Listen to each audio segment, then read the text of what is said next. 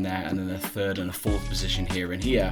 So by the time that I had real confirmation that my trade was going to play out, I had 4 positions loaded in. That might only look like a 4R trade, but for me, I'm getting like 8 to 12R out of it, which is around 3 to 4% out of the trade. So over the coming few weeks, I'm going to be doing a few more of these kind of tutorial, kind of how-to videos, and talk you through my thought process when getting into trades and how I'm executing them, how I'm getting into trades, how I'm exiting, and really give you a detailed view of what I'm looking for when I'm going into the markets. Trading is a really difficult career to crack, and I still have my struggles even today. I spent 6 years really unprofitable, kind of losing money every single day in the marketplace, and you can find that profitability, but ultimately it does take a lot of time. Today I'm going to talk you through a couple of trades. I want you to study these. I want you to look through them really, really carefully. I'm going to talk you through my very specific entry models as well, so you can get a really clear understanding of how I'm entering the marketplace, and hopefully you pick up some value from this video. As always, if you're not doing this already, please make sure you subscribe to the channel, and any questions you have, pop them in the comments below. Cheers.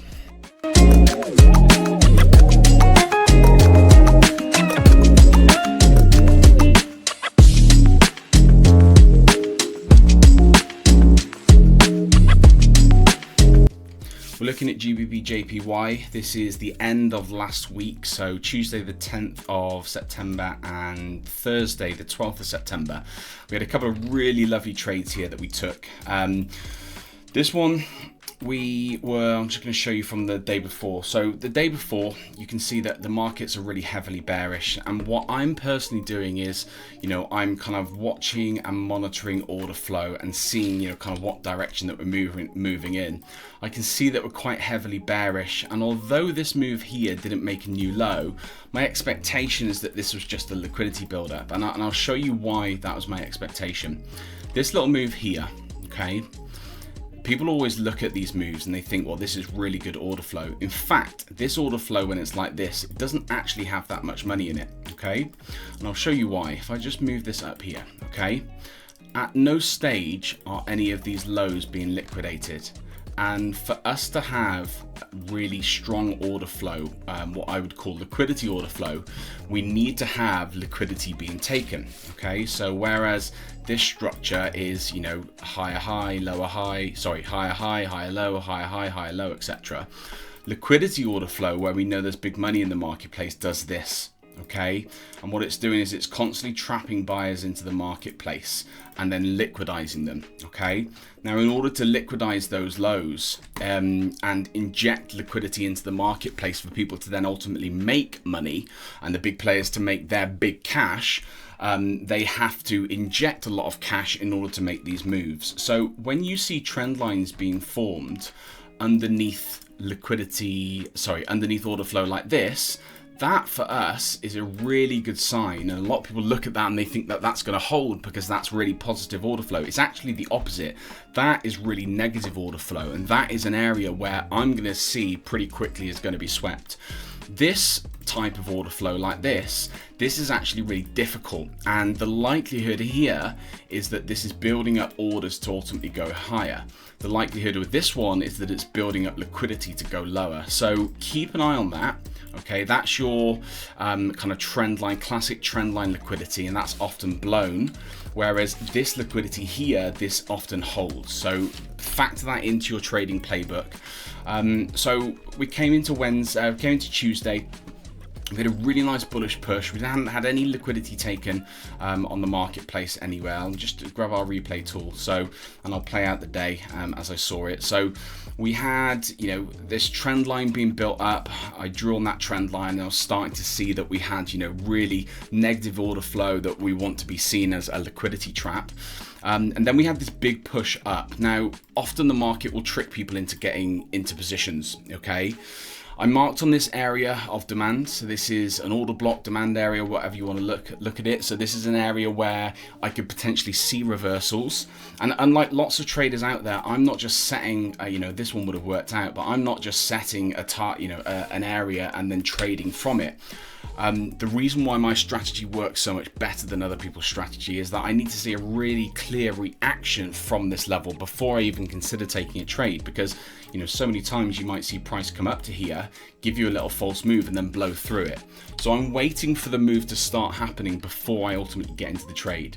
Now, if you have made it this far, I want to firstly say thank you for watching, and secondly invite you to my completely free trading masterclass where I teach my entire strategy from start to finish. You've all heard the numbers. 95% of Forex traders fail, and with most of them it's because they're not getting the proper education. They're spending far too long on YouTube channels and they're not getting the education they need through people who actually know what they're doing. If you are interested in becoming one of the 5%, then you need to invest in the proper education. If you want to learn my complete strategy from start to finish, spaces are extremely limited. So if you are interested, click that link below and secure your spot before they're all gone. Now, a lot of people trade order blocks and supply and demand, and they think that that is what's controlling the marketplace, but it's actually liquidity, and it's key liquidity areas that are controlling the market.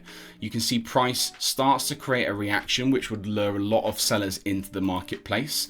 A lot of people would then put their stops above that high there, but then very quickly it comes up and liquidates that high. Okay, it's only a little wick, but it's taken the liquidity above that high, which we call the range liquidity. It's taken the liquidity from there, and then we start to have a really nice impulsive reaction. That reaction for me indicates that there is, institutional order flow coming into the marketplace. We're now seeing the big players start to inject money into the marketplace. So for me, then I'm waiting for a setup, and you can see it moves off quite a lot. I'm waiting for some sort of liquidity to play out. I'm waiting for a pullback, a manipulation of some kind, which we get here. So for me, I'm not entering into a trade until I see some form of liquidity, okay? And that's internal liquidity on the lower time frame. So if we drop down to the 1 minute time frame, you can see how that high was swept. That for me is, again, an institutional move. It shows that there's big players in the marketplace moving money about and trapping people on the wrong side of the marketplace. And that's what we need. Trading off the back of moves like this, that's no good for anybody. That doesn't work. Normally that trade, you take that, and you'll have seen this 1,000 times before, then what price will do is it will come up, it will take the liquidity above that high, okay, and then it will push down.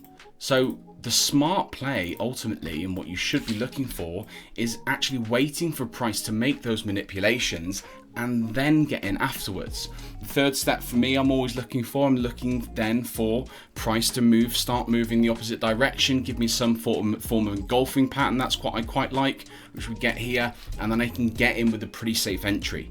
Now you can tighten the stop if you want to. You can put it really, really tight to kind of the high of this manipulation. Lots of people do that. I prefer to have a slightly safer stop. Now I've had this move away from this demand zone, I've taken liquidity, I can see that there's clear institutional input in this marketplace. For me then, this area becomes a trap. Okay, and what will happen is price will come to it, it starts rejecting. So then foolish traders, they start buying from this area and they think, right, price is going to go higher. Okay, and they get a little bit of a push, they might add in a second position. Okay, and then price has another push. So all this is doing is it's just trapping people on the wrong side of the marketplace. And then as you can see very quickly, that trap is ultimately then blown. So you have to build a bigger picture of what's actually happening in the marketplace. You can't just be trading these zones on their own. You have to have a clear understanding, and my understanding started right from the higher time frame, where I've got bearish order flow, I've got traps being set, liquidity traps being set, and for me then it's just a really simple case of adding in positions when various moves happen. I think I added in one position there, another position there, and then a third and a fourth position here and here. So by the time that I had real confirmation that my trade was going to play out, I had 4 positions loaded in. That might only look like a 4R trade, but for me, I'm getting like 8 to 12R out of it, which is around 3 to 4% out of the trade. So really, really beautiful trading, really clear narrative. We've got a clear understanding that there's institutional order flow in the marketplace. We've got liquidity areas being swept. And then ultimately, although the price did run quite far, I left quite a lot on the table on this one. My target was this liquidity low.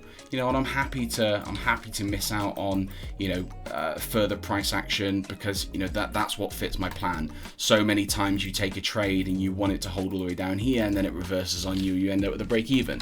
So in and out of the marketplace nice and quick is how I like to do it. So If you've learned something in this video today, do me a massive favor, hit that like button, pop your comments below if you're using some of these strategies. If you have any questions, write them in the comments. I answer every single comment. And if you want to find out more about me, head over to my Instagram at strongmoneyforex, and I'll catch you in the next one. Cheers.